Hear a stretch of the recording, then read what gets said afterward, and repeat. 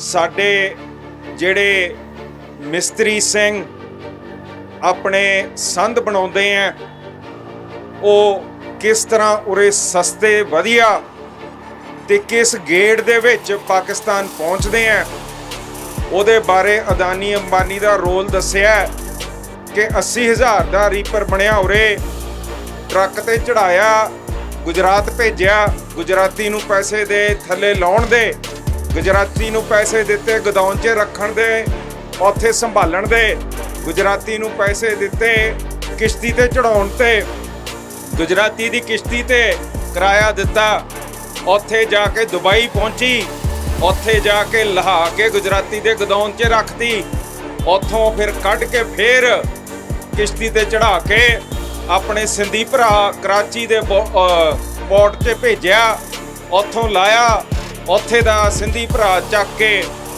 ਟਰਾਲੇ ਤੇ ਪਾ ਕੇ ਆ 2 ਕਿਲੋਮੀਟਰ ਦੂਰ ਸਾਡੇ ਖੇਤਾਂ ਦੇ ਵਿੱਚ 80,000 ਦੀ ਚੀਜ਼ ਲੱਖਾਂ ਦੇ ਹਿਸਾਬ ਦੇ ਵਿੱਚ ਉਰੇ ਵਿਕਦੀ ਹੈ। ਅਮੀਰ ਕੌਣ ਹੋਇਆ? ਸਿੰਧੀ ਭਰਾ ਹੋ ਗਿਆ, ਸਾਡਾ ਗੁਜਰਾਤੀ ਭਰਾ ਹੋ ਗਿਆ। ਪਰ ਪੰਜਾਬੀ ਨੂੰ ਕੀ ਮਿਲਿਆ? ਜੇ ਬਾਰਡਰ ਖੁੱਲ੍ਹਾ ਹੁੰਦਾ ਤਾਂ ਸਿੱਧੋ ਸਿੱਧ ਕੰਮ ਵਧੀਆ ਹੋਣਾ ਸੀਗਾ। ਅੱਜ ਜੇ ਭਾਰਤ ਦੇ ਹਾਲਾਤ ਦੇਖੋ, ਇਲੈਕਸ਼ਨ ਆਇਆ ਨਹੀਂ, ਇੰਦਰਾ ਨੇ ਜੰਗ ਤੋਰੀ ਨਹੀਂ, ਮੋਦੀ ਨੇ ਜੰਗ ਤੋਰੀ ਨਹੀਂ, ਕਸ਼ਮੀਰ ਤੋਂ ਜਹਾਜ਼ ਚੜਾ ਕੇ ਪਾਕਿਸਤਾਨ ਚਲੇ ਗਏ, ਇੱਥੇ ਮਾਹੌਲ ਖਰਾਬ ਕਰਤਾ। ਕਿਉਂ? ਕਿਉਂਕਿ ਇਹਨਾਂ ਨੇ ਵੋਟਾਂ ਵਟੋਰਨੀਆਂ, ਇੱਥੇ ਅਮਨ ਤੇ ਸ਼ਾਂਤੀ ਚਾਹੁੰਦੇ ਨਹੀਂ। ਜਿਹੜੀ ਇਹਨਾਂ ਨੇ ਸਟੇਟ ਪੱਖੋਂ ਇੰਡਸਟਰੀ ਰੱਖਣੀ ਹੈ, ਜਿਹੜੀ ਇਹਨਾਂ ਦੀ ਸਰਕਾਰੀ ਇੰਡਸਟਰੀ ਹੈ, ਇਨਵੈਸਟਮੈਂਟ ਹੈ, ਉਹ ਵੀ ਅੱਜ ਬੰਗਲੌਰ 'ਚ ਲਾਉਂਦੇ ਹੈ, ਚੇਨਈ 'ਚ ਲਾਉਂਦੇ ਹੈ, ਸਾਊਥ ਇੰਡੀਆ 'ਚ ਲਾਉਂਦੇ ਹੈ। ਕਿਉਂਕਿ ਇੱਥੇ ਇਹਨਾਂ ਨੂੰ ਡਰ ਹੈ ਕਿ ਸਾਡੀ ਜਿਹੜੀ ਇਨਵੈਸਟਮੈਂਟ ਹੈ ਉਹ ਜੰਗ 'ਚ ਖੁੱਸ ਜੂਗੀ। ਤੁਸੀਂ ਸਾਰੇ ਜ਼ਿਕਰ ਕਰਦੇ ਹੋ ਕਿ ਸਾਰੀ ਨੌਜਵਾਨੀ ਬਾਹਰ ਚਲੇ ਗਈ, ਪਰ ਮੈਨੂੰ ਦੁਬਈ ਜਾ ਕੇ ਦੇਖ ਲਓ, ਤੁਸੀਂ ਇੰਗਲੈਂਡ ਚਲੇ ਜਾਓ, ਅਮਰੀਕਾ ਚਲੇ ਜਾਓ, ਆਸਟ੍ਰੇਲੀਆ ਚਲੇ ਜਾਓ, ਕੈਨੇਡਾ ਚਲੇ ਜਾਓ, ਉੱਥੇ ਤੁਹਾਨੂੰ ਪਾਕਿਸਤਾਨੀ ਭਰਾ ਆ ਕੇ ਛੁਰਾ ਮਾਰਦਾ, ਗਲੇ ਲਾ ਕੇ ਕਹਿੰਦਾ ਵੀਰੇ ਕੀ ਹਾਲ ਹੈ। ਜਦ ਆਪਾਂ ਬਾਹਰ ਜਾ ਕੇ ਇੱਕ ਦੂਜੇ ਨੂੰ ਸੱਭਿਆਚਾਰਕ ਤੌਰ ਤੇ ਭਰਾਵਾਂ ਵਾਂਗੂ ਮਿਲਦੇ ਆ, ਉੱਥੇ ਕੋਈ ਹਿੰਦੂ ਨਹੀਂ ਲੜਦਾ ਪਾਕਿਸਤਾਨੀ ਨਾਲ। ਇੱਥੇ ਜਿਹੜਾ ਇਹਨਾਂ ਨੇ ਮਾਹੌਲ ਖੜਾ ਕਰਤਾ ਇਹ ਬਹੁਤ ਭਿਆਨਕ ਹੈ, ਕਿਉਂਕਿ ਅੱਜ ਪਰਮਾਣੂ ਜ਼ਮਾਨਾ ਹੈ ਤੇ ਜਦ ਵੀ ਉਰੇ ਕੋਈ ਜੰਗ ਦਾ ਮਾਹੌਲ ਹੁੰਦਾ, ਸਾਡੀਆਂ ਜਿਹੜੀਆਂ ਪਾਰਟੀਆਂ ਉੱਠ ਕੇ ਕਹਿੰਦੇ ਆ ਅਸੀਂ ਭਾਰਤੀ ਆ ਤੇ ਲੜ ਦਾਂਗੇ ਤੇ ਮਾਰ ਦਾਂਗੇ ਕਿ ਵੱਢ ਦਾਂਗੇ। ਉਹ ਭਰਾਵਾ ਜੰਗ ਤਾਂ ਸਿਵਿਲੀਅਨ ਨੂੰ ਖਤਮ ਕਰੂ। ਜੇ ਜੰਗ ਸਿਰਫ ਤੇ ਸਿਰਫ ਲੜਾਕਿਆਂ ਦੇ ਵਿੱਚ ਹੁੰਦਾ ਤਾਂ ਆਰਐਸਐਸ ਨੂੰ ਭੇਜ ਦੋ ਮੂਰੇ, ਆਪ ਲੜੀ ਜਾਏ। ਉਧਰੋਂ ਉਧਰਲੇ ਜਿਹਾਦੀ ਲਾ ਦੋ, ਲੱਗੇ ਰਹਿਣਾ। ਸਾਡੇ ਲਈ ਬਾਰਡਰ ਖੋਲ ਦੋ, ਅਸੀਂ ਆਪ ਦਾ ਕੰਮ ਕਰੀਏ। ਪਰਮ ਸਤਿਕਾਰਯੋਗ ਗੁਰੂ ਰੂਪ ਸਾਧ ਸੰਗਤ ਜੀਓ, ਨਿਮਰਤਾ ਸਹਿਤ ਫਤਿਹ ਅਰਜ਼ ਕਰਦੇ ਹਾਂ। ਵਾਹਿਗੁਰੂ ਜੀ ਕਾ ਖਾਲਸਾ, ਵਾਹਿਗੁਰੂ ਜੀ ਕੀ ਫਤਿਹ। ਮੈਥੋਂ ਪਹਿਲਾਂ ਸੂਝਵਾਨ ਬੁਲਾਰਿਆਂ ਨੇ, ਸਰ ਪ੍ਰਗਟ ਸਿੰਘ ਜੀ ਨੇ, ਸਰ ਥਿੰਡ ਸਾਹਿਬ ਨੇ, ਦਿਓਲ ਸਾਹਿਬ ਨੇ, ਸੇਖੋਂ ਸਾਹਿਬ ਨੇ ਵਪਾਰ ਦੇ, ਸੱਭਿਆਚਾਰਕ ਮੇਲ ਦੇ ਵਾਧੇ ਦੇ ਬਾਰੇ ਬਹੁਤ ਅੱਛੀ ਤਰ੍ਹਾਂ ਸਾਨੂੰ ਸਮਝਾਤਾ ਹੈਗਾ। ਇੱਥੇ ਸਾਡੇ ਖੇਤੀਬਾੜੀ ਦੇ ਵਿੱਚ ਵਾਧੇ ਹੋਣ ਦੀ ਸੰਭਾਵਨਾ, ਸਾਡੇ ਜਿਹੜੇ ਮਿਸਤਰੀ ਸਿੰਘ ਆਪਣੇ ਸੰਦ ਬਣਾਉਂਦੇ ਆ ਉਹ ਕਿਸ ਤਰ੍ਹਾਂ ਉਰੇ ਸਸਤੇ ਵਧੀਆ ਤੇ ਕਿਸ ਗੇੜ ਦੇ ਵਿੱਚ ਪਾਕਿਸਤਾਨ ਪਹੁੰਚਦੇ ਆ ਉਹਦੇ ਬਾਰੇ ਅਦਾਨੀ ਅੰਬਾਨੀ ਦਾ ਰੋਲ ਦੱਸਿਆ ਕਿ 80,000 ਦਾ ਰੀਪਰ ਬਣਿਆ ਉਰੇ ਟਰੱਕ ਤੇ ਚੜਾਇਆ ਗੁਜਰਾਤ ਭੇਜਿਆ ਗੁਜਰਾਤੀ ਨੂੰ ਪੈਸੇ ਦੇ ਥੱਲੇ ਲਾਉਣ ਦੇ ਗੁਜਰਾਤੀ ਨੂੰ ਪੈਸੇ ਦਿੱਤੇ ਗੋਦਾਮ 'ਚ ਰੱਖਣ ਦੇ ਉੱਥੇ ਸੰਭਾਲਣ ਦੇ ਗੁਜਰਾਤੀ ਨੂੰ ਪੈਸੇ ਦਿੱਤੇ ਕਿਸ਼ਤੀ ਤੇ ਚੜਾਉਣ ਤੇ ਗੁਜਰਾਤੀ ਦੀ ਕਿਸ਼ਤੀ ਤੇ ਕਿਰਾਇਆ ਦਿੱਤਾ ਉੱਥੇ ਜਾ ਕੇ ਦੁਬਈ ਪਹੁੰਚੀ ਉੱਥੇ ਜਾ ਕੇ ਲਹਾ ਕੇ ਗੁਜਰਾਤੀ ਦੇ ਗੋਦਾਮ 'ਚ ਰੱਖਤੀ ਉੱਥੋਂ ਫਿਰ ਕੱਢ ਕੇ ਫਿਰ ਕਿਸ਼ਤੀ ਤੇ ਚੜਾ ਕੇ ਆਪਣੇ ਸਿੰਧੀ ਭਰਾ ਕਰਾਚੀ ਦੇ ਪੋਰਟ 'ਚ ਭੇਜਿਆ ਉੱਥੋਂ ਲਾਇਆ ਉੱਥੇ ਦਾ ਸਿੰਧੀ ਭਰਾ ਚੱਕ ਕੇ ਟਰਾਲੇ ਤੇ ਪਾ ਕੇ ਆ 2 ਕਿਲੋਮੀਟਰ ਦੂਰ ਸਾਡੇ ਖੇਤਾਂ ਦੇ ਵਿੱਚ 80,000 ਦੀ ਚੀਜ਼ ਲੱਖਾਂ ਦੇ ਹਿਸਾਬ ਦੇ ਵਿੱਚ ਉਰੇ ਵਿਕਦੀ ਹੈ। ਅਮੀਰ ਕੌਣ ਹੋਇਆ? ਸਿੰਧੀ ਭਰਾ ਹੋ ਗਿਆ, ਸਾਡਾ ਗੁਜਰਾਤੀ ਭਰਾ ਹੋ ਗਿਆ। ਪਰ ਪੰਜਾਬੀ ਨੂੰ ਕੀ ਮਿਲਿਆ? ਜੇ ਬਾਰਡਰ ਖੁੱਲ੍ਹਾ ਹੁੰਦਾ ਤਾਂ ਸਿੱਧੋ ਸਿੱਧ ਕੰਮ ਵਧੀਆ ਹੋਣਾ ਸੀਗਾ। ਜਿੱਥੇ ਵਰਲਡ ਟ੍ਰੇਡ ਆਰਗੇਨਾਈਜੇਸ਼ਨ ਬਣੀ ਹੈ, GATT ਬਣੀ ਹੈ, ਗੈਟ, ਇਹਦੇ ਮੁੱਢਲੇ ਜਿਹੜੇ ਸਿਗਨੇਟਰੀ ਸੀਗੇ, ਜਿਨ੍ਹਾਂ ਨੇ ਦਸਤਖਤ ਕੀਤੇ ਸੀਗੇ, ਉਹ ਭਾਰਤ ਤੇ ਪਾਕਿਸਤਾਨ ਸੀ। ਇਹ ਵਰਲਡ ਟ੍ਰੇਡ ਆਰਗੇਨਾਈਜੇਸ਼ਨ ਕੀ ਕਹਿੰਦੀ ਹੈ? ਇਹਦੇ ਪਿੱਛੇ ਸਿਆਣਪ ਕੀ ਹੈ? ਸੇਖੋ ਸਾਹਿਬ ਨੇ ਜ਼ਿਕਰ ਕੀਤਾ ਸੀ। ਇਹਨਾਂ ਦਾ ਇਕਨੋਮਿਸਟ ਦੱਸਦਾ ਹੁੰਦਾ ਸੀਗਾ ਟ੍ਰੇਡ ਦਾ ਫਾਇਦਾ ਕੀ ਹੈ। ਜਿਹੜਾ ਟ੍ਰੇਡ ਦਾ ਫਾਇਦਾ ਹੈ ਉਹ ਇੰਨਾ ਜ਼ਿਆਦਾ ਹੈ ਕਿ ਜਿਹੜਾ ਬਰਤਾਨੀਆ ਦਾ ਪੂਰਾ ਅੰਪਾਇਰ ਬਣਿਆ ਸੀਗਾ, ਉਹ ਤੁਸੀਂ ਸੋਚਦੇ ਹੋ ਬੰਦੂਕ ਨਾਲ ਬਣਿਆ ਸੀ, ਪਰ ਬੰਦੂਕ ਨਾਲ ਨਹੀਂ ਬਣਿਆ, ਉਹ ਟ੍ਰੇਡ ਨਾਲ ਬਣਿਆ ਸੀਗਾ। ਜਿਹੜੇ ਹਾਲੈਂਡ ਤੇ ਡੱਚ ਹੈਗੇ, ਉਹਨਾਂ ਨੇ ਕਿਸ਼ਤੀਆਂ ਪਾ ਕੇ, ਉਹਨਾਂ ਨੇ ਅੰਗਰੇਜ਼ਾਂ ਨੇ ਕਿਸ਼ਤੀਆਂ ਪਾ ਕੇ ਹਮਲੇ ਤੇ ਕਬਜ਼ੇ ਤਾਂ ਹੀ ਕੀਤੇ ਕਿਉਂਕਿ ਵਪਾਰ ਉਹਨਾਂ ਨੂੰ ਫਾਇਦਾ ਇੰਨਾ ਦਿੰਦਾ ਸੀਗਾ ਕਿ ਉਹਨਾਂ ਦੀਆਂ ਫੌਜਾਂ ਤੁਰਦੀਆਂ ਸੀਗੀਆਂ। ਉਹਨਾਂ ਦੇ ਪੈਸੇ ਦੇ ਕਮਾਈ ਤੇ ਉਹ ਫੌਜਾਂ ਰੱਖਦੇ ਸੀ। ਉਹਨਾਂ ਦੀ ਕੋਸ਼ਿਸ਼ ਇਹ ਸੀ ਇਲਾਕੇ 'ਚ ਰੌਲਾ ਨਹੀਂ ਪਾਣਾ, ਆਪਣੇ ਵਸਤੂ ਵੇਚਣੇ।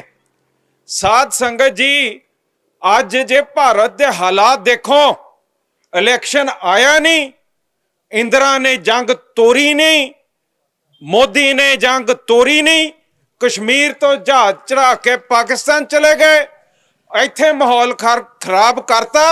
ਕਿਉਂ? ਕਿਉਂਕਿ ਇਹਨਾਂ ਨੇ ਵੋਟਾਂ ਵਟੋਰਨੀਆਂ। ਇੱਥੇ ਅਮਨ ਤੇ ਸ਼ਾਂਤਤਾ ਚਾਹੁੰਦੇ ਨਹੀਂ।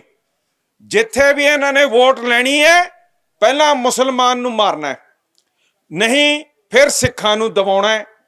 ਜਿੱਥੇ ਵੀ ਇਹ ਵੋਟਾਂ ਦੀ ਸਿਆਸਤ 'ਚ ਆ ਜਾਂਦੇ ਆ, ਇਹਨਾਂ ਦਾ ਪਹਿਲਾ ਮਕਸਦ ਇਹ ਹੋ ਜਾਂਦਾ ਹੈ ਕਿ ਆਪਾਂ ਕੋਈ ਇਹੋ ਜਿਹਾ ਮੁੱਦਾ ਛੇੜ ਲਈਏ ਜਿਹਦੇ ਨਾਲ ਮੁੱਖ ਧਾਰਾ ਸਾਡੇ ਨਾਲ ਜੁੜ ਕੇ ਸਾਨੂੰ ਵੋਟਾਂ ਪਾ ਦੇ। ਉਹਦਾ ਨਤੀਜਾ ਕੀ ਹੁੰਦਾ ਹੈ? ਆਹ ਬਾਦਲ ਨੇ ਜੱਫੀ ਪਾਈ ਹੋਈ BJP ਨਾਲ, ਤੇ ਜਦ ਜੰਗ ਦਾ ਮਾਹੌਲ ਬਣ ਗਿਆ, ਇੱਥੋਂ ਪਿੰਡਾਂ 'ਚ ਛੱਡ ਕੇ ਆਪਾਂ ਅੰਦਰ ਪੰਜਾਬ 'ਚ ਭੱਜੇ ਨਹੀਂ। ਸਾਡੇ ਉਰੇ ਡੰਗਰ ਨਹੀਂ ਰਹਿ ਗਏ, ਸਾਡੇ ਉਰੇ ਫਸਲ ਨਹੀਂ ਰਹਿ ਗਏ, ਸਾਡੇ ਬੱਚਿਆਂ ਦੀ ਪੜ੍ਹਾਈ ਨਹੀਂ ਰੁਕੀ। ਇਹ ਮਾਹੌਲ ਜਿਹੜਾ ਬਾਰ-ਬਾਰ ਤਿਆਰ ਕਰਦੇ ਆ, ਇਹ ਬਿਲਕੁਲ ਵਿਕਾਸ ਦੇ, ਸਾਡੇ ਵਾਸਤੇ, ਵਪਾਰ ਵਾਸਤੇ ਬਹੁਤ ਹੀ ਜ਼ਿਆਦਾ ਹਾਨਿਕਾਰੀ ਇਹ ਸਿਸਟਮ ਇਹਨਾਂ ਨੇ ਤੋਰਤਾ ਹੈਗਾ, ਜਿਸ ਅਧੀਨ ਪੰਜਾਬ ਦਿਨ ਪਰ ਦਿਨ ਪਿੱਛੇ ਜਾਂਦਾ ਹੈ। ਜਿਹੜੀ ਇਹਨਾਂ ਨੇ ਸਟੇਟ ਪੱਖੋਂ ਇੰਡਸਟਰੀ ਰੱਖਣੀ ਹੈ, ਜਿਹੜੀ ਇਹਨਾਂ ਦੀ ਸਰਕਾਰੀ ਇੰਡਸਟਰੀ ਹੈ, ਇਨਵੈਸਟਮੈਂਟ ਹੈ, ਉਹ ਵੀ ਅੱਜ ਬੰਗਲੌਰ 'ਚ ਲਾਉਂਦੇ ਆ, ਚੇਨਈ 'ਚ ਲਾਉਂਦੇ ਆ, ਸਾਊਥ ਇੰਡੀਆ 'ਚ ਲਾਉਂਦੇ ਆ, ਕਿਉਂਕਿ ਇੱਥੇ ਇਹਨਾਂ ਨੂੰ ਡਰ ਹੈ ਕਿ ਸਾਡੀ ਜਿਹੜੀ ਇਨਵੈਸਟਮੈਂਟ ਹੈ ਉਹ ਜੰਗ 'ਚ ਖੁੱਸ ਜੂਗੀ। ਇਹ ਕੋਈ ਛੋਟੀ ਗੱਲ ਨਹੀਂ ਹੈ। ਜਿਹੜੀ ਅਮਰੀਕਾ ਦੇ ਵਿੱਚ ਕੈਲੀਫੋਰਨੀਆ ਸਟੇਟ ਹੈ, ਉਹਦਾ ਸਭ ਤੋਂ ਜ਼ਿਆਦਾ ਇਕਨੋਮੀ ਹੈ। ਜੇ ਕੱਲਾ ਦੇਸ਼ ਬਣ ਜੇ 6 ਨੰਬਰ ਤੇ ਆਉਂਦਾ, 6 ਨੰਬਰ ਤੇ ਉਹਦੀ GDP। ਉਹ ਕਿਉਂ ਹੈ? ਕਿਉਂਕਿ ਜਦ ਦੂਜਾ ਜੰਗ ਹੋਇਆ ਸੀ, ਵਿਸ਼ਵ ਜੰਗ, ਉਹਦੇ ਵਿੱਚ ਜਿਹੜਾ ਇੱਕ ਪ੍ਰੋਫੈਸਰ ਸੀਗਾ, ਉਹਨੇ ਦੇਖਿਆ ਸਰਕਾਰਾਂ ਨੇ ਖਰਚੇ ਕੀਤੇ ਹੈ ਆਪਣੇ ਜੰਗ ਦੇ ਸੰਦ ਬਣਾਉਣ ਵਾਸਤੇ, ਵੈਪਨ ਵਾਸਤੇ। ਜਿਹੜਾ ਰੇਡੀਓ ਟੈਕਨੋਲੋਜੀ ਉਦੋਂ ਸੀਗੀ, ਜਿਹੜੀ ਟੈਕਨੋਲੋਜੀ ਅਧੀਨ ਰਡਾਰ ਬਣਿਆ, ਉਹਦੀ ਬਹੁਤ ਵੱਡੀ ਖਿੱਚ ਪਈ। ਜਿਹੜੀ ਨਿਊਕਲੀਅਰ ਟੈਕਨੋਲੋਜੀ ਸੀ ਮੈਨਹੈਟਨ ਪ੍ਰੋਜੈਕਟ ਦੇ ਅਧੀਨ, ਉਹਦੇ ਉੱਤੇ ਅਮਰੀਕਾ ਦੀ ਸਰਕਾਰ ਨੇ ਅਰਬਾਂ ਕਰੋੜਾਂ ਡਾਲਰ ਲਾਤੇ। ਔਰ ਉਹਦੇ ਨਾਲ ਜਿਹੜੀ ਇਹਨਾਂ ਨੇ ਕਾਢਾਂ ਕੱਢੀਆਂ ਰੇਡੀਓਆਂ ਦੀਆਂ, ਉਹ ਸਾਰੀਆਂ ਕਾਢਾਂ ਜਾਂ ਤਾਂ ਨਿਊਯਾਰਕ ਜਿਹੜਾ ਈਸਟ ਕੋਸਟ ਹੈ, ਮੈਸਾਚੂਸੇਟਸ ਜਿੱਥੇ MIT ਕਰਕੇ ਉੱਥੇ ਸੰਸਥਾ ਹੈਗੀ ਆ, ਉਹਨਾਂ ਦੇ ਪ੍ਰੋਫੈਸਰ ਤੇ ਈਸਟ ਕੋਸਟ ਨੂੰ ਉਹਨਾਂ ਨੇ ਪੈਸਾ ਭਰਿਆ। ਕਿਤੇ ਕਿਤੇ ਉਹਨਾਂ ਨੇ ਆਪਣੇ ਲਹਿੰਦੇ ਜਿਹੜਾ ਹਿੱਸਾ ਹੈ ਅਮਰੀਕਾ ਦਾ, ਨਹੀਂ ਤਾਂ ਉਹਨਾਂ ਨੇ ਚੜ੍ਹਦੇ ਹਿੱਸੇ ਤੇ ਹੀ ਸਾਰਾ ਪੈਸਾ ਲਾਇਆ ਸੀ, ਕਿਉਂਕਿ ਉਹਨਾਂ ਦੀਆਂ ਯੂਨੀਵਰਸਿਟੀਆਂ ਉੱਥੇ ਸੀਗੀਆਂ। ਇਹ ਇੱਕ ਪ੍ਰੋਫੈਸਰ ਉਹਨਾਂ ਚੋਂ ਨਿਕਲਿਆ MIT ਤੋਂ, ਜਿਹੜਾ ਪਹਿਲਾਂ ਕੈਲੀਫੋਰਨੀਆ ਦਾ ਵਾਸੀ ਸੀਗਾ। ਉਹਨੂੰ ਸਮਝ ਆ ਗਈ ਕਿ ਜਿਹੜਾ ਭਵਿੱਖ ਹੈ ਉਹਦੇ ਵਿੱਚ ਇਲੈਕਟ੍ਰੋਨਿਕਸ ਦੀ ਟੈਕਨੋਲੋਜੀ ਨੇ ਸਭ ਤੋਂ ਜ਼ਿਆਦਾ ਰਾਜ ਕਰਨਾ ਹੈ। ਉਹਨੇ ਚੱਕ ਕੇ ਸਟੈਨਫੋਰਡ ਯੂਨੀਵਰਸਿਟੀ ਦੇ ਵਿੱਚ ਸਾਰੇ ਜਿਹੜੇ ਰਿਸਰਚ ਦੇ ਕੰਮ ਸੀ ਉੱਥੇ ਲੈ ਗਿਆ, ਔਰ ਉੱਥੇ ਰਿਸਰਚ ਕਰਦਿਆਂ ਜਿਹੜੀ ਅੱਜ ਆਪਾਂ ਕਹਿੰਦੇ ਆ ਨਾ ਸਿਲੀਕਨ ਚਿਪ ਪ੍ਰੋਸੈਸਰ ਜਿਹੜਾ ਸਾਡਾ ਫੋਨ ਚਲਾਉਂਦੀ ਹੈ, ਉਹਦੀ ਕਾਢ ਉੱਥੇ ਕੱਢ ਗਿਆ। ਉਹ ਸਿਲੀਕਨ ਵੈਲੀ ਕਿਉਂ ਕਹਾਉਂਦੀ ਹੈ? ਕਿਉਂਕਿ ਉਹ ਸਿਲੀਕਨ ਦਾ ਉੱਥੇ ਸਭ ਤੋਂ ਪਹਿਲਾਂ ਕੰਮ ਫੈਬ ਚੱਲੇ ਸੀਗੇ, ਔਰ ਉੱਥੇ ਜੋ ਵਾਧਾ ਹੋਇਆ ਉਹ ਜਿਹੜੀ ਇੱਕ ਰੇਗਿਸਤਾਨ ਸੀ ਕੈਲੀਫੋਰਨੀਆ, ਅੱਜ ਜੇ ਕੱਲੀ ਉਹਦੀ ਇਕਨੋਮੀ ਦੇਖੀਏ ਤਾਂ 6ਵੇਂ ਨੰਬਰ ਤੇ ਇਸ ਵਿਸ਼ਵ ਦੇ ਅੰਦਰ ਆਉਂਦੀ ਹੈ। ਸਾਧ ਸੰਗਤ ਜੀ, ਭਾਰਤ ਆਪਣੇ ਜਿਹੜੇ ਸਾਇੰਸ ਦੇ ਫੰਡ ਤੇ ਗ੍ਰਾਂਟ ਹੈ ਕਦੀ PAU ਨੂੰ ਦਿੰਦਾ, ਭੁੱਖੇ ਮਰ ਜਾਂਦੇ ਆ, ਕਦੀ ਸਾਡੇ ਹੋਰ ਯੂਨੀਵਰਸਿਟੀਆਂ 'ਚ ਪਾਉਂਦੇ ਆ, GNDU 'ਚ, ਇੱਧਰ ਪਟਿਆਲੇ 'ਚ ਕਿਤੇ ਨਹੀਂ ਦਿੰਦਾ। ਸਾਨੂੰ ਤਾਂ ਵਾਂਝੇ ਰੱਖਿਆ ਹੋਇਆ। ਉਰੇ ਤਾਂ ਸਿਰਫ ਸਾਨੂੰ ਜੈ ਜਵਾਨ ਕਹਿੰਦੇ ਸੀ, ਉਹ ਕਾਲੇ ਇਹਨਾਂ ਦੇ ਕਾਨੂੰਨਾਂ ਨੇ ਸਾਨੂੰ ਮਾਰਤਾ। ਫਿਰ ਜੈ ਕਿਸਾਨ ਕਹਿੰਦੇ ਸੀ ਤੇ ਜਾਂ ਜੈ ਜਵਾਨ, ਤੇ ਸਾਨੂੰ ਬਾਰਡਰਾਂ ਤੇ ਲੜਨ ਨੂੰ ਖੜਨ ਪੈਂਦੇ ਸੀਗੇ। ਹੁਣ ਤੁਸੀਂ ਸਾਰੇ ਜ਼ਿਕਰ ਕਰਦੇ ਹੋ ਕਿ ਸਾਰੀ ਨੌਜਵਾਨੀ ਬਾਹਰ ਚਲੇ ਗਈ, ਪਰ ਮੈਨੂੰ ਦੁਬਈ ਜਾ ਕੇ ਦੇਖ ਲਓ, ਤੁਸੀਂ ਇੰਗਲੈਂਡ ਚਲੇ ਜਾਓ, ਅਮਰੀਕਾ ਚਲੇ ਜਾਓ, ਆਸਟ੍ਰੇਲੀਆ ਚਲੇ ਜਾਓ, ਕੈਨੇਡਾ ਚਲੇ ਜਾਓ, ਉੱਥੇ ਤੁਹਾਨੂੰ ਪਾਕਿਸਤਾਨੀ ਭਰਾ ਆ ਕੇ ਛੁਰਾ ਮਾਰਦਾ, ਗਲੇ ਲਾ ਕੇ ਕਹਿੰਦਾ ਵੀਰੇ ਕੀ ਹਾਲ ਹੈ। ਠੀਕ ਹੈ ਨਾ ਜੀ। ਜਦ ਆਪਾਂ ਬਾਹਰ ਜਾ ਕੇ ਇੱਕ ਦੂਜੇ ਨੂੰ ਸੱਭਿਆਚਾਰਕ ਤੌਰ ਤੇ ਭਰਾਵਾਂ ਵਾਂਗੂ ਮਿਲਦੇ ਆ, ਉੱਥੇ ਕੋਈ ਹਿੰਦੂ ਨਹੀਂ ਲੜਦਾ ਪਾਕਿਸਤਾਨੀ ਨਾਲ। ਇੱਥੇ ਜਿਹੜਾ ਇਹਨਾਂ ਨੇ ਮਾਹੌਲ ਖੜਾ ਕਰਤਾ, ਇਹ ਬਹੁਤ ਭਿਆਨਕ ਹੈ, ਕਿਉਂਕਿ ਅੱਜ ਪਰਮਾਣੂ ਜ਼ਮਾਨਾ ਹੈ, ਦੋਨਾਂ ਕੋਲੇ ਪਰਮਾਣੂ ਸ਼ਸਤਰ ਹੈ। ਦਿੱਲੀ ਇਸਲਾਮਾਬਾਦ ਨੂੰ ਸੁੱਟਦੇ, ਇਸਲਾਮਾਬਾਦ ਦਿੱਲੀ ਨੂੰ। ਜਿਹੜਾ ਹਵਾ ਦਾ ਮਾਹੌਲ ਹੈ, ਸਿਆਲ 'ਚ ਪਾਕਿਸਤਾਨ ਤੋਂ ਇੱਧਰ ਨੂੰ ਆਉਂਦੀ ਹੈ, ਤੇ ਜਿਹੜਾ ਮੌਨਸੂਨ ਹੈ ਉੱਥੋਂ ਅਰੇਬੀਅਨ ਸੀ ਤੋਂ, ਦਿੱਲੀ ਤੋਂ ਇੱਧਰ ਨੂੰ ਮੌਨਸੂਨ ਆਉਂਦਾ ਹੈਗਾ। ਇਹਦੇ ਵਿੱਚ ਜਿੱਥੇ ਵੀ ਕੋਈ ਵੀ ਪਟਾਕਾ ਚਲਾਉਂਦਾ ਹੈ, ਜਾਪਾਨ 'ਚ ਜਾ ਕੇ ਦੇਖ ਲਓ, ਉਹਦਾ ਜਿਹੜਾ ਰੇਡੀਏਸ਼ਨ ਫਾਲ ਆਊਟ ਹੈ, ਉਹਦਾ ਅਸਰ ਕੀ ਹੈ? ਸਾਡੇ ਜਿਹੜੇ ਬੱਚੇ ਹੈ, ਬਿਨਾਂ ਪੈਰ ਤੋਂ, ਅੱਖ ਤੋਂ ਕੋਈ ਨਾ ਕੋਈ ਨੁਕਸਾਨ ਪਾ ਕੇ ਜੈਨੇਟਿਕ ਉਹਨਾਂ ਦੀ ਜੰਮਪਾਲ ਹੁੰਦੀ ਹੈ। ਤੇ ਜਦ ਵੀ ਉਰੇ ਕੋਈ ਜੰਗ ਦਾ ਮਾਹੌਲ ਹੁੰਦਾ, ਸਾਡੀਆਂ ਜਿਹੜੀਆਂ ਪਾਰਟੀਆਂ ਉੱਠ ਕੇ ਕਹਿੰਦੇ ਆ ਅਸੀਂ ਭਾਰਤੀ ਆ ਤੇ ਲੜ ਦਾਂਗੇ ਤੇ ਮਾਰ ਦਾਂਗੇ ਕਿ ਵੱਢ ਦਾਂਗੇ। ਉਹ ਭਰਾਵਾ, ਜੰਗ ਤਾਂ ਸਿਵਲੀਅਨ ਨੂੰ ਖਤਮ ਕਰੂ। ਜੇ ਜੰਗ ਸਿਰਫ ਤੇ ਸਿਰਫ ਲੜਾਕਿਆਂ ਦੇ ਵਿੱਚ ਹੁੰਦਾ ਤਾਂ RSS ਨੂੰ ਭੇਜ ਦੋ ਮੂਰੇ, ਆਪ ਲੜੀ ਜਾਏ। ਉਧਰੋਂ ਉਧਰਲੇ ਜਿਹਾਦੀ ਲਾ ਦੋ, ਲੱਗੇ ਰਹਿਣਾ, ਸਾਡੇ ਲਈ ਬਾਰਡਰ ਖੋਲ ਦੋ, ਅਸੀਂ ਆਪ ਦਾ ਕੰਮ ਕਰੀਏ। ਪਰ ਇਹ ਜਿਹੜੀ ਪੁੱਠੀ ਸੋਚ ਹੈ, ਇਹਨੇ ਸਾਨੂੰ ਇੰਨਾ ਪਿੱਛੇ ਕਰਤਾ ਹੈ ਜਿਸ ਦਾ ਕੋਈ ਹਿਸਾਬ ਨਹੀਂ ਹੈਗਾ। ਸਾਧ ਸੰਗਤ ਜੀ, ਜੇ ਬਾਰਡਰਾਂ ਤੋਂ ਆਵਾਜਾਈ ਖੁੱਲ ਜਾਏ ਤਾਂ ਭਾਰਤ ਦੀ, ਇਕੱਲੇ ਪੰਜਾਬ ਦੀ ਨਹੀਂ, ਭਾਰਤ ਦੀ 1% GDP ਵੱਧ ਜੂਗੀ। 1% ਨਾਲ ਤੁਹਾਨੂੰ ਪਤਾ ਕਿੰਨੇ ਅਰਬਾਂ ਕਰੋੜਾਂ ਦਾ ਫਾਇਦਾ ਹੁੰਦਾ ਹੈ, ਕਿੰਨੇ ਗਰੀਬਾਂ ਨੂੰ ਮੈਡੀਕਲ ਤੌਰ ਤੇ ਫਾਇਦਾ ਹੋ ਜੂ, ਰੋਟੀ, ਕੱਪੜੇ, ਮਕਾਨ, ਪੜ੍ਹਾਈ ਲਿਖਾਈ। 1% GDP ਸਾਨੂੰ ਕਿੰਨਾ ਚੱਕ ਦੂਗੀ। ਤੇ ਜਿੱਥੇ ਬਾਰਡਰ ਹੈਗੇ ਉੱਥੇ ਇੰਨਾ ਫਾਇਦਾ ਹੋ ਸਕਦਾ ਹੈ ਕਿ ਤੁਸੀਂ ਹਿਸਾਬ ਹੀ ਨਹੀਂ ਲਾ ਸਕਦੇ। ਕਿ ਜਿਵੇਂ ਇਹਨਾਂ ਨੇ ਦੱਸਿਆ, ਇਹ ਤਾਂ ਹੀਰਾ ਮੰਡੀ ਦੀ ਹੀਰਾ ਮੰਡੀ ਪੂਰੀ ਬਣ ਜਾਣੀ ਹੈ। ਸਾਧ ਸੰਗਤ ਜੀ, ਇਹ ਜਿਹੜਾ ਸਾਨੂੰ ਉਰੇ ਫਸਾ ਕੇ ਇਤਿਹਾਸਿਕ ਤੌਰ ਤੇ ਸਾਡੇ ਟ੍ਰੇਡ ਤੋਂ ਰੋਕਿਆ ਹੋਇਆ, ਸਭ ਤੋਂ ਵੱਡਾ ਜੁਰਮ ਇਸ ਮੁਤਸ਼ਵੀ ਸੋਚ ਦਾ ਹੈਗਾ, ਜਿਸ ਨੇ ਸਾਨੂੰ ਇੱਥੇ ਬਿਲਕੁਲ ਬਤੌਰ ਘੱਟ ਗਿਣਤੀ ਜੈ ਜਵਾਨ ਜੈ ਕਿਸਾਨ ਕਰਕੇ ਲੜਾਈਆਂ, ਤੇ ਉਹੀ ਖੇਤੀ ਜਿਹਦੇ ਵਿੱਚ ਸਟੇਟ ਨੇ ਖਰੀਦ ਕਰਨਾ ਹੈ, ਉਹਦੇ ਵਿੱਚ ਫਸਾ ਕੇ ਰੱਖਿਆ ਹੈਗਾ। ਇਹਨਾਂ ਦਾ ਕੰਮ ਕੀ ਹੁੰਦਾ ਹੈ ਕਿ ਜੇ ਪੈਸੇ ਲਾਉਣੇ ਹੈ ਤਾਂ ਤੁਸੀਂ BSF ਦੇ ਉੱਤੇ ਵਾਅਦੇ, ਉਹਦੇ ਹੱਕ ਹਕੂਕ ਤੇ ਦੇ ਕੇ ਉਹਦੇ ਤੇ ਨਹੀਂ ਲਾਉਣੇ। ਮੈਨੂੰ ਦੱਸੋ, ਐ ਕਿਸੇ ਦੀ ਬੇਇੱਜ਼ਤੀ ਇਸ ਤੋਂ ਵੱਧ ਹੋ ਸਕਦੀ ਹੈ ਕਿ ਜਿਹੜੀ ਪੰਜਾਬ ਪੁਲਿਸ ਦੀਆਂ ਤੁਸੀਂ ਸਿਫਤਾਂ ਕਰਦੇ ਹੋ, ਜਿਨ੍ਹਾਂ ਦੀ ਤੁਸੀਂ ਕਹਿੰਦੇ ਹੋ ਕਿ ਇਹਨਾਂ ਨੇ ਬਹੁਤ ਤਗੜੀ ਖਾੜਕੂਵਾਦ 'ਚ ਲੜਾਈ ਲੜੀ ਹੈ, ਉਹਨਾਂ ਨੂੰ ਜਮਾਂ ਹੀ ਖਸੀ ਕਰਤਾ। ਕਹਿੰਦੇ ਕਿ ਤੁਹਾਡੇ ਬੱਸ ਤਾਂ 50 ਕਿਲੋਮੀਟਰ ਦੇ ਵਿੱਚ ਤੁਸੀਂ ਕੁਝ ਕਰ ਹੀ ਨਹੀਂ ਸਕਦੇ ਹੈਗੇ, ਤੁਹਾਡੇ 'ਚ ਤਾਂ ਦਮ ਹੀ ਨਹੀਂ ਹੈਗਾ, ਤੁਸੀਂ ਨਿਕੰਮੇ ਹੋ। ਉਹ ਮੈਨੂੰ ਦੱਸੋ, ਐਡੀ ਭਾਰੀ ਬੇਇੱਜ਼ਤੀ ਜਿਹੜੀ ਫੌਜ ਤੁਸੀਂ ਕਹਿੰਦੇ ਹੋ ਸਾਡਾ ਕੰਮ ਕਰਕੇ ਗਈ ਹੈ, ਉਹ ਪੁਲਿਸ ਨੂੰ ਤਾਂ ਤੁਸੀਂ ਜਮਾਂ ਕੁਝ ਨਹੀਂ ਸਮਝਦੇ। ਅਸੀਂ ਸਮਝਦੇ ਹਾਂ, ਅਸੀਂ ਸਮਝਦੇ ਹਾਂ ਕਿ ਭਾਵੇਂ ਅਜੀਤ ਸਿੰਘ ਸੰਧੂ ਵਰਗੇ ਹੋਏ, ਭਾਵੇਂ ਇਹਦੇ ਵਿੱਚ ਹੋਰ ਮਾੜੇ ਜਿਵੇਂ ਸੈਣੀ ਹੋ ਗਿਆ, ਜਿਵੇਂ ਅਜ਼ਾਰ ਆਲਮ ਹੋ ਗਿਆ, ਇਹੋ ਜਿਹੇ ਸੀਗੇ, ਪਰ ਇਸ 'ਚ ਯੋਧੇ ਵੀ ਜੰਮੇ ਹੈਗੇ ਆ। ਠੀਕ ਹੈ ਨਾ ਜੀ, ਇਸ 'ਚੋਂ ਬੇਅੰਤ ਦਾ ਵੀ ਹਿਸਾਬ ਲਿੱਤਾ ਹੋਇਆ ਇਸ ਫੋਰਸ ਨੇ। ਠੀਕ ਹੈ ਨਾ ਜੀ, ਤੇ ਸਾਡੀ ਪੁਲਿਸ ਨੇ ਤਾਂ ਇੰਦਰਾ ਗਾਂਧੀ ਦਾ ਵੀ ਹਿਸਾਬ ਲਿੱਤਾ ਹੋਇਆ ਹੈਗਾ। ਸੋ ਅਸੀਂ ਪੁਲਿਸ ਦੇ ਐ ਨਹੀਂ ਪੁੱਠਾ ਸਮਝਦੇ, ਅਸੀਂ ਇਹਨਾਂ ਦੀਆਂ ਪੁੱਠੀਆਂ ਕਰਤੂਤਾਂ ਨੂੰ ਪੁੱਠਾ ਸਮਝਦੇ ਹਾਂ। ਜੇ ਪੰਜਾਬ ਪੁਲਿਸ ਦੇ ਵਿੱਚ ਸੈਂਟਰ ਹੱਕ ਹਕੂਕ ਅਧਿਕਾਰ ਦਿੰਦੀ, ਜੇ ਉਹਨਾਂ ਨੂੰ ਕਹਿੰਦੀ ਕਿ ਤੁਸੀਂ ਡਰੋਨ ਫੜਨ ਜੋਗੇ ਹੋ, ਅਸੀਂ ਤੁਹਾਨੂੰ ਇੰਟੈਲੀਜੈਂਸ ਦਿੰਦੇ ਹਾਂ, ਅਸੀਂ ਤੁਹਾਨੂੰ ਦੱਸਦੇ ਹਾਂ ਕਿ ਇਹਨੂੰ ਕਿਵੇਂ ਫੜਨਾ ਹੈ, ਤੁਸੀਂ ਆਪਣੀ ਭਰਤੀ ਵਧਾਓ, ਭਰਤੀ ਵਧਾ ਕੇ ਡਰੋਨਾਂ ਦੇ ਪਿੱਛੇ ਤੁਸੀਂ ਭੱਜੀ ਫਿਰੋ, ਤਾਂ ਕੀ ਮਾੜਾ ਹੋ ਜਾਣਾ ਸੀਗਾ। ਸਾਡੇ ਪੰਜਾਬੀਆਂ ਨੂੰ ਪੁਲਿਸ 'ਚ ਨੌਕਰੀ ਮਿਲਣੀ ਸੀਗੀ। ਅੱਜ ਕੌਣ ਹੁਣ ਸਾਡੇ ਘਰਾਂ ਦੇ ਵਿੱਚ ਫਰੋਲਣ ਆ ਗਿਆ? BSF। ਹੁਣ BSF ਹੋਰ ਸਟੇਟਾਂ ਦੀ ਹੈ, ਉਹਨਾਂ ਨੂੰ ਸਾਡੀ ਬੋਲੀ ਨਹੀਂ ਆਉਂਦੀ। ਜੇ ਪੰਜਾਬੀ 'ਚ ਗੱਲ ਕਰੋ, कहते हैं हमें बोली नहीं आती, हमसे हिंदी में बात करो।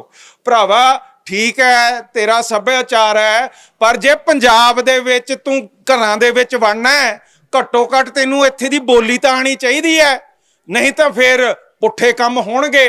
ਤੇ ਹੋਏ ਵੀ ਹੈਗੇ ਆ। BSF ਬਾਰਡਰ ਤੇ ਬੰਦੇ ਮਾਰੀ ਜਾਂਦੀ ਹੈ, ਔਰ ਉਹਦਾ ਕੋਈ ਹਿਸਾਬ ਕਿਤਾਬ ਨਹੀਂ ਹੁੰਦਾ। ਮਨੁੱਖੀ ਅਧਿਕਾਰਾਂ ਦੀ ਉਲੰਘਣਾ ਹੁੰਦੀ ਹੈ, ਸਮਗਲਰ ਕਹਿ ਕੇ ਹਰੇਕ ਨੂੰ ਠੋਕ ਦਿੰਦੀ ਹੈ, ਉਹਦੀ ਕੋਈ ਪੜਤਾਲ ਨਹੀਂ ਹੁੰਦੀ ਹੈਗੀ ਹੈ। ਇਹ ਹਿਊਮਨ ਰਾਈਟਸ ਦੇ ਉੱਤੇ ਬਹੁਤ ਵੱਡੀ ਉਲੰਘਣਾ ਹੋ ਗਈ ਹੈ। BSF ਸਰਹੱਦ ਤੇ ਰਹੇ, ਸਾਡੇ ਘਰਾਂ ਦੇ ਅੰਦਰ ਆ ਕੇ, ਜਿੱਥੇ ਸਾਡੀਆਂ ਭੈਣਾਂ ਮਾਵਾਂ ਧੀਆਂ ਰਹਿੰਦੀਆਂ, ਉਹਦੇ ਵਿੱਚ ਆ ਕੇ ਫਰੋਲਣ ਦਾ ਹੱਕ ਉਹਨਾਂ ਨੂੰ ਕਦੇ ਨਹੀਂ ਦੇਣਾ ਚਾਹੀਦਾ। ਇਹ ਸਾਡਾ ਵੀ ਬਹੁਤ ਵੱਡਾ ਮਾਣ ਹੈ।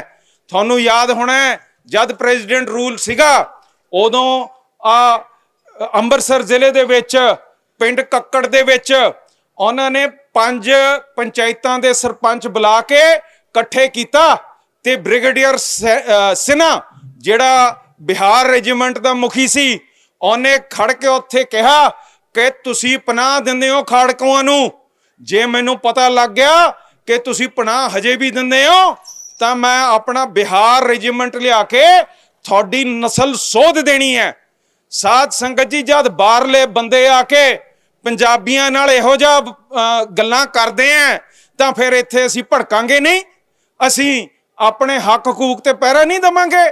ਸਾਧ ਸੰਗਤ ਜੀ, ਇਹ ਬਿਲਕੁਲ ਪਾਲਿਸੀ ਜਿਹੜੀ ਬਾਰਡਰ ਨੂੰ ਬੰਦ ਰੱਖਣਾ, ਜੰਗ ਦਾ ਮਾਹੌਲ ਬਣਾ ਕੇ ਰੱਖਣਾ, ਇਹ ਬਹੁਤ ਨਖੇਦੀ ਵਾਲੀ ਹੈ, ਪੰਜਾਬ ਨੂੰ ਪਿੱਛੇ ਲੈ ਕੇ ਜਾਂਦੀ ਹੈ। ਤੇ ਸਿਰਫ ਇਹ ਮੈਂ ਆਪਣੇ ਬਿਹਾਰੀ ਭਰਾ ਨੂੰ ਵੀ ਦੱਸਣਾ ਚਾਹੁੰਦਾ, ਜਿੱਥੇ ਗੁਰੂ ਗੋਬਿੰਦ ਸਿੰਘ ਮਹਾਰਾਜ ਰਹਿੰਦੇ ਸੀ, ਜਨਮ ਹੋਇਆ। ਮੈਂ ਆਪਣੇ UP ਵਾਲੇ ਭਰਾ ਨੂੰ ਵੀ ਕਹਿਣਾ ਚਾਹੁੰਦਾ ਕਿ ਭਰਾਵਾ, ਜੇ ਬਾਰਡਰ ਖੁੱਲ ਗਿਆ ਤਾਂ ਤੁਹਾਨੂੰ ਵੀ ਫਾਇਦਾ ਇਹਦਾ ਹੀ ਹੋਣਾ, ਜਿਵੇਂ ਸੇਖੋ ਸਾਹਿਬ ਨੇ ਸਮਝਾਇਆ ਕਿ ਆਪਾਂ ਨੂੰ ਆਪਣੇ ਹਿੰਦੂ ਲਾਲੇ ਜਿਹੜੇ ਕੋਈ ਲਾਹੌਰੀਆ ਕਹਾਉਂਦਾ ਹੈ, ਕੋਈ ਪਿਸ਼ੌਰੀਆ ਕਹਾਉਂਦਾ ਹੈ, ਉਹਨਾਂ ਨੂੰ ਵੀ ਆਪਣੀ ਵਿਰਾਸਤ ਯਾਦ ਕਰਾਉਣੀ ਪੈਣੀ ਹੈ ਕਿ ਚਲੋ ਚਲੀਏ ਕੰਮ ਕਰੀਏ। ਆ ਜਿਹੜੀਆਂ ਮਤਵਸ਼ੀ ਸੋਚਾਂ ਇਹਨਾਂ ਨੂੰ ਰੱਦ ਕਰਕੇ ਆਪਾਂ ਆਪਣੇ ਕੰਮਾਂ ਨੂੰ ਲੱਗੀਏ, ਬੱਚੇ ਪਾਲੀਏ, ਬੱਚੇ ਵਧਾਈਏ, ਖੁਸ਼ਹਾਲੀ ਵੱਲ ਤੁਰੀਏ। ਆ ਜਿਹੜੀਆਂ ਤੁਸੀਂ ਸਾਨੂੰ ਜੰਗਾਂ ਲੜਾਉਂਦੇ ਹੋ, ਪਿੰਡਾਂ ਤੋਂ ਭਜਾਉਂਦੇ ਹੋ, ਇਹ ਬੰਦ ਕਰੋ, ਖੁਸ਼ਹਾਲੀ ਲਿਆਓ, ਡਿਵੈਲਪਮੈਂਟ ਲਿਆਓ। ਸੋ ਸਾਧ ਸੰਗਤ ਜੀ, ਇਹ ਅੱਜ ਦੀਆਂ ਸਾਡੀਆਂ ਮੰਗਾਂ ਕਿ BSF ਨੂੰ ਪੰਜਾਬ ਪੁਲਿਸ ਦੇ ਹੱਕ ਖੇਤਰ ਦੇ ਉੱਤੇ ਰਾਜ ਨਾ ਦਿਓ, ਸਾਡੇ ਪੰਜਾਬੀ ਭਰਾਵਾਂ ਨੂੰ ਪੁਲਿਸ ਦੇ ਵਿੱਚ ਭਰਤੀ ਕਰਕੇ ਉਹਨਾਂ ਨੂੰ ਇਹ ਕੰਮ ਦਿਓ। ਇਹ ਚੱਕ ਕੇ ਕਿਸੇ ਹੋਰ ਨੂੰ ਫੜਾ ਦੇਣੇ, ਇਹ ਕੋਈ ਸ਼ੋਭਾ ਵਾਲੀ ਗੱਲ ਨਹੀਂ। ਇਹ ਤੁਹਾਡਾ ਜਿਹੜਾ ਬੇਸਿਕ ਸਟਰਕਚਰ ਕਨਸਟੀਟਿਊਸ਼ਨ ਦਾ, ਜਿਹੜਾ ਫੈਡਰਲਿਜ਼ਮ ਕਹਿੰਦਾ ਹੈ, ਉਹਦੇ ਬਰਖਲਾਫ ਤੁਸੀਂ ਕੰਮ ਕਰ ਰਹੇ ਹੋ। WTO ਦੇ ਸਿਗਨੇਟਰੀ ਹੋ, ਧਾਰਾ 51 ਤੁਹਾਨੂੰ ਬੰਨ੍ਹਦੀ ਹੈ ਕਿ ਜੇ ਤੁਸੀਂ ਇੰਟਰਨੈਸ਼ਨਲ ਟ੍ਰੀਟੀ ਸਾਈਨ ਕੀਤੀ ਹੈ, ਪਾਕਿਸਤਾਨ ਨਾਲ ਕੀਤੀ ਹੈ, ਤਾਂ ਤੁਸੀਂ ਉਹਦਾ ਪਾਲਣਾ ਕਰੋ। ਬਾਰਡਰ ਖੋਲੋ, ਇੱਥੋਂ ਸਾਡੇ ਜਿੰਸ ਜਾਣ, ਟਰੱਕ ਜਾਣ, ਇੱਥੋਂ ਸਾਡਾ ਜਿਹੜਾ ਰੀਪਰ ਹੈ ਸਿੱਧਾ ਜਾਏ। ਉੱਥੋਂ ਸਾਨੂੰ ਬਹੁਤ ਲੋੜ ਹੈ। ਅੱਜ ਮੈਨੂੰ ਦੱਸੋ, ਇੱਕ ਸੀਮੈਂਟ ਦਾ ਕੱਟਾ ਕਿੰਨੇ ਦਾ ਆਉਂਦਾ ਹੈ? ਜਿਪਸਮ ਦਾ ਕੱਟਾ ਕਿੰਨੇ ਦਾ ਆਉਂਦਾ ਹੈ? ਸੀਮੈਂਟ ਦਾ ਕੱਟਾ ਅੱਜ 400 ਤੋਂ ਉੱਤੇ ਟੱਪਿਆ ਹੋਇਆ ਕਿ ਨਹੀਂ? ਟੱਪਿਆ ਹੋਇਆ ਨਾ। ਜੇ ਬਾਰਡਰ ਖੁੱਲਾ ਹੁੰਦਾ ਤਾਂ ਦੱਸੋ ਉਦੋਂ ਕੀ ਰੇਟ ਸੀਗਾ ਸੀਮੈਂਟ ਦਾ? 250 ਤੋਂ ਉੱਤੇ ਨਹੀਂ ਸੀ ਕੱਟਾ, 220-25 ਤੇ ਮਿਲਦਾ ਹੁੰਦਾ ਸੀਗਾ। ਸਾਧ ਸੰਗਤ ਜੀ, ਪਾਕਿਸਤਾਨ ਦੇ ਵਿੱਚ ਸਭ ਤੋਂ ਵਧੀਆ ਜਿਪਸਮ ਹੈ, ਸਭ ਤੋਂ ਵਧੀਆ ਸੀਮੈਂਟ ਉੱਥੋਂ ਬਣਦਾ ਹੈਗਾ। ਕਿਉਂ ਨਾ ਸਾਨੂੰ ਦਿੱਤਾ ਜਾਵੇ? ਆ ਹੁਣ ਬਿਜਲੀ ਦੀ ਪਰੇਸ਼ਾਨੀ ਆ ਗਈ ਸੀਗੀ। ਜੇ ਆਪਣੀਆਂ ਗ੍ਰਿਡਾਂ ਇਕੱਠੀਆਂ ਜੁੜੀਆਂ ਹੋਣ, ਜਿਹੜਾ ਉਹਨਾਂ ਨੂੰ ਇਰਾਨ, ਇਰਾਕ ਤੋਂ ਉੱਥੋਂ ਗੈਸ ਲੈ ਸਕਦੇ ਆ, ਜਿਹੜੇ ਉਹਨਾਂ ਨਾਲ ਪੈਟਰੋਲ ਲੈ ਸਕਦੇ ਆ, ਉਹ ਉੱਥੇ ਬਿਜਲੀ ਪੈਦਾ ਕਰਕੇ ਸਾਨੂੰ ਸਿੱਧੀ ਗ੍ਰਿਡ ਰਾਹੀਂ ਕਿਉਂ ਨਹੀਂ ਸਪਲਾਈ ਕਰ ਸਕਦੇ? ਅਸੀਂ ਕਿਉਂ ਗੰਦੇ ਕੋਲੇ ਦੇ ਉੱਤੇ ਨਿਰਭਰ ਹੋਈਏ? ਅਸੀਂ ਆਪਣਾ ਬਿਜਲੀ ਇੱਧਰੋਂ ਲੈ ਲੈਂਦੇ ਆ। ਇਹਨਾਂ ਦਾ ਫਾਇਦਾ ਹੋ ਜੂ, ਸਾਡਾ ਫਾਇਦਾ ਹੋ ਜੂ, ਦੋਨਾਂ ਦਾ ਫਾਇਦਾ। ਵਪਾਰ ਦਾ ਨਾ ਹੀ ਇਹ ਹੈ। ਵਪਾਰ ਕਿਉਂ ਹੋਏ? ਜੇ ਇਹ ਦੋਨਾਂ ਦਾ ਫਾਇਦਾ ਹੁੰਦਾ ਹੈ। ਵਪਾਰ ਇਹੋ ਜਿਹਾ ਤਾਂ ਹੁੰਦਾ ਨਹੀਂ ਕਿ ਇੱਕ ਦਾ ਫਾਇਦਾ ਹੋਇਆ ਇੱਕ ਦਾ ਨਹੀਂ ਹੋਇਆ। ਜੇ ਕਿਸੇ ਨੇ ਪੈਸੇ ਦਿੱਤੇ ਮਰਜ਼ੀ ਨਾਲ ਦਿੱਤੇ, ਜੇ ਵਸਤੂ ਲਿੱਤੀ ਤਾਂ ਮਰਜ਼ੀ ਨਾਲ ਲਿੱਤੀ। ਦੋਨਾਂ ਦੇ ਫਾਇਦੇ, ਦੋਨੋਂ ਖੁਸ਼। ਤੇ ਸਾਨੂੰ ਖੁਸ਼ ਕਰੋ, ਸਾਨੂੰ ਲੜਾਉਂਦੇ ਕਾਹਨੂੰ ਹੋ ਤੁਸੀਂ? ਸਾਧ ਸੰਗਤ ਜੀ, ਬੜੀ ਸਿੱਧੀ ਤੇ ਸਪਸ਼ਟ ਸਾਡੀ ਮੰਗ ਹੈ।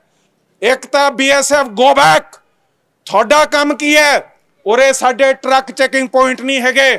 ਅਸੀਂ ਨਹੀਂ ਕਹਿੰਦੇ ਕਿ ਵਪਾਰ ਰਾਹੀਂ ਉਰੇ ਸਮਗਲਿੰਗ ਹੋਏ। ਅਸੀਂ ਚਾਹੁੰਦੇ ਹਾਂ ਕਿ ਸਹੀ ਵਪਾਰ ਹੋਏ।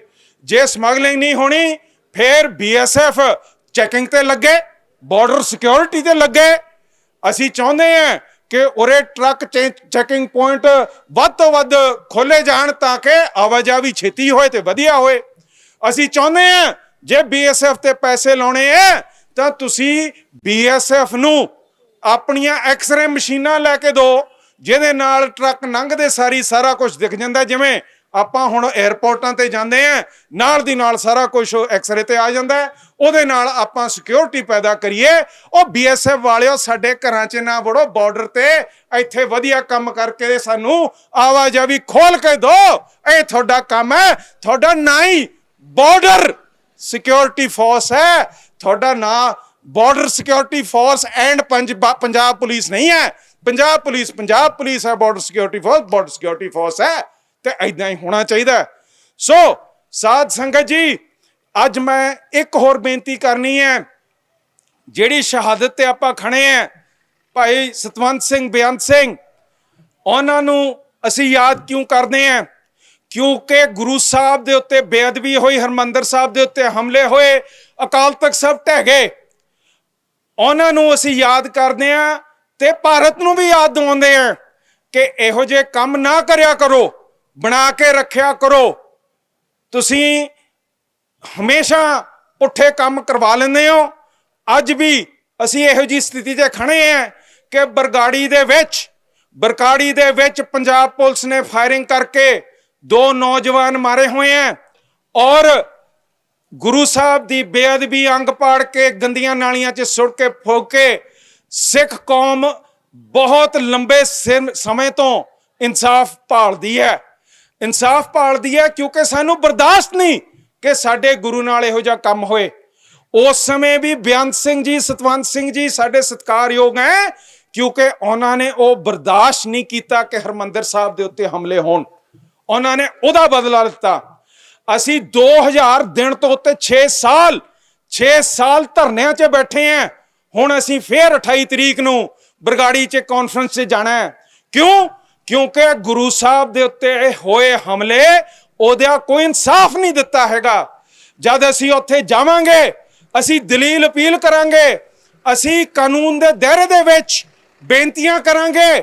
ਪਰ ਤੁਸੀਂ ਕੀ ਕਰ ਰਹੇ ਹੋ?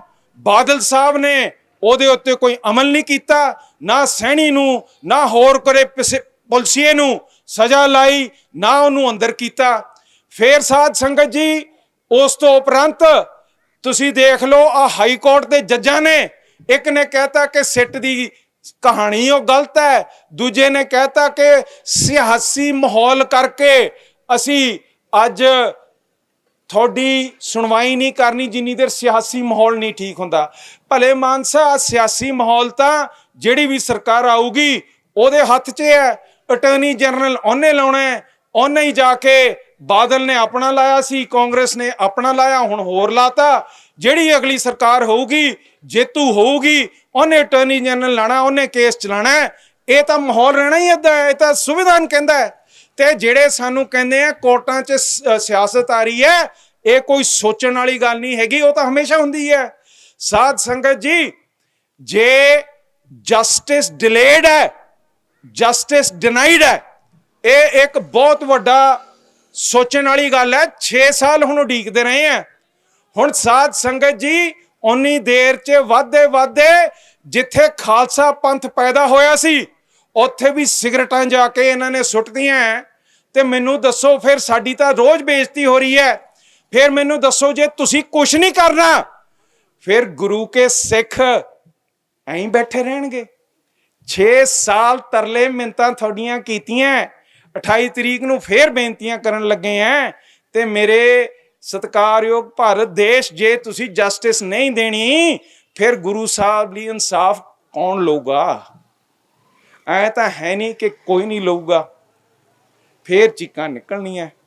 ਸਾਧ ਸੰਗਤ ਜੀ, ਆਹ ਸਟੇਟ ਨੂੰ ਸਮਝ ਜਾਣਾ ਚਾਹੀਦਾ ਹੈ। ਘੱਟ ਗਿਣਤੀਆਂ ਮੁਸਲਮਾਨਾਂ ਨੂੰ ਤੰਗ ਨਹੀਂ ਕਰਨਾ, ਸਿੱਖਾਂ ਨੂੰ ਤੰਗ ਨਹੀਂ ਕਰਨਾ, ਇੰਨੀ ਤੰਗੀ ਨਹੀਂ ਪੈਦਾ ਕਰਨੀ ਕਿ ਜੰਗ ਦੇ ਮਾਹੌਲ ਬਣਾ ਦੇਣੇ। ਜੰਗ ਦੇ ਮਾਹੌਲ ਬਣਾ ਕੇ ਵਪਾਰ ਰੋਕ ਦੇਣਾ, ਸਾਡੇ ਬੱਚਿਆਂ ਦਾ ਭਵਿੱਖ ਰੋਕ ਦੇਣਾ ਨਾ ਮਨਜ਼ੂਰ ਹੈ। ਏਦਾਂ ਕੋਈ ਸਾਣੀਆਂ ਕੌਮਾਂ ਕੰਮ ਨਹੀਂ ਕਰਦੀਆਂ। ਭਰਾ ਬਣ ਕੇ ਚੱਲੋ, ਭਰਾ ਦੀ ਰੀਤ ਰਿਵਾਜ ਪੂਰੀ ਕਰੋ, ਆਵਾਜਾਵੀ ਖੋਲੋ, ਜੱਫੀਆਂ ਪਾਓ, ਮੇਕ ਵਪਾਰ, ਨੋ ਵਾਰ। ਵਾਹਿਗੁਰੂ ਜੀ ਕਾ ਖਾਲਸਾ, ਵਾਹਿਗੁਰੂ ਜੀ ਕੀ ਫਤਿਹ।